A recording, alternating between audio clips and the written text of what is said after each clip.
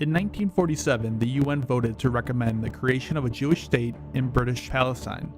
The nation of Israel was formed and declared their independence on May 14, 1948. The very next day, on May 15th, Egypt, Jordan, Syria, and Iraq invaded the newly established country. After 9 months of fierce fighting, an armistice was signed ending the war. The war is believed to have been what started Israel's quest to become a nuclear power. Much of the initial nuclear research was done with the help of the French. In the 1950s and early 1960s, France and Israel shared a close relationship. France was Israel's largest arms supplier, Israel fought alongside the French in the Suez Crisis, and Israel served as a counterforce against Egypt in France's fight in Algeria. In 1957, an agreement was signed between the two countries to secretly construct the Negev Nuclear Research Center in Israel. When the facility was discovered by the US, Israel first claimed that it was a manganese plant, then a textile plant, and finally that it was a nuclear reactor used only for peaceful purposes. They first received nuclear material from France. However, after the Six-Day War, France stopped supplying them. Israel was also able to buy uranium oxide from Argentina and South Africa, and heavy water from Norway. Much of the information on the reported Israeli nuclear weapons program came from a man named Mordecai Vanunu. Vanunu worked as a nuclear technician at the Negev nuclear facility. In 1985, he smuggled in a camera and took dozens of photographs inside the facility, and shortly thereafter he quit his job and left the country. He then gave an interview to the Sunday Times, the largest British newspaper, detailing Israel's nuclear program. Shortly after, he met a girl and they went on a trip to Italy together. When they got to the hotel, he discovered that she was actually an Israeli Mossad agent. He was captured and taken back to Israel, where he was charged with treason and aggravated espionage, and sentenced to 18 years imprisonment. Based on Vanunu's interview and other various sources, experts believe that Israel at the time was producing enough material for over 200 nuclear bombs. While there haven't been any confirmed Israeli nuclear tests, it is assumed that their first tests were carried out in cooperation with the French nuclear tests in the 60s. In 1976, the US Vela satellites designed to detect nuclear explosions detected what appeared exactly as a nuclear test would produce. US President Jimmy Carter stated that he believed the event to be an Israeli nuclear test. Many people suspect that the test was an Israeli neutron bomb, which is a small nuclear bomb optimized to release neutron radiation. Neutron radiation, while having a short range, has the ability to pass through all but the most heavily shielded defenses, making it extremely deadly for nearby persons while minimizing actual physical destruction.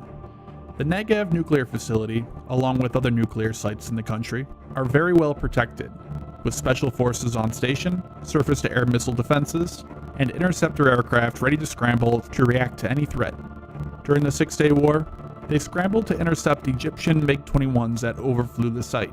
Israel accidentally shot down one of their own Mirage F-1s in 1967 when it flew too close to the facility, and in 1973, they shot down a Libyan civilian aircraft that approached too closely to the site.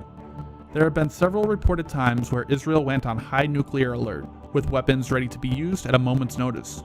During the Yom Kippur War of 1973, Israel was on the brink of defeat when the Arab coalition led by Egypt and Syria launched a surprise attack. The Prime Minister of Israel at the time reportedly ordered nuclear missiles to be readied and nuclear bombs loaded onto the Israeli F-4s, and that they should be used in the event of an impending defeat. Another time was during the Gulf War, when Iraq launched over 36 Scud missiles at Israel. The major fear at the time was the potential use of chemical weapons as warheads on the Scud missiles. In order to stop Israel from retaliating and jeopardizing the Arab coalition fighting against Iraq, the US transferred Patriot surface-to-air missiles to Israel and gave them access to live satellite downlinks to detect future Scud launches. These events and other wars between Israel and their neighbors has led to Israeli citizens to support their nation's possession of nuclear weapons in order to deter any future aggression against them. Israel is believed to currently possess anywhere from 75 to 400 nuclear weapons of all types: fission, fusion, large high-yield, miniature small-yield, and possibly neutron and EMP warheads.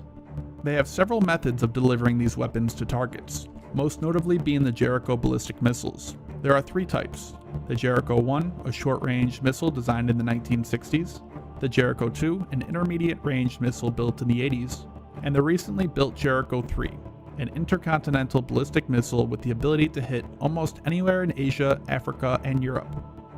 These missiles are believed to be based at Sadat Mika Air Base, a large facility about 25 kilometers west of Jerusalem. Satellite imagery of the base shows what appears to be ballistic missile silos, weapons storage bunkers, radar sites, and the Aero ballistic missile defense system. Other suspected delivery systems include gravity bombs, submarine-launched weapons, and also nuclear artillery shells fired from American 203mm artillery pieces. Israel has always been ambiguous about the nuclear issue, never confirming or denying possessing such weapons. Officials tend to make purposefully vague statements whenever the issue is brought up, but the issue is pretty much an open secret, which is exactly the way they want it.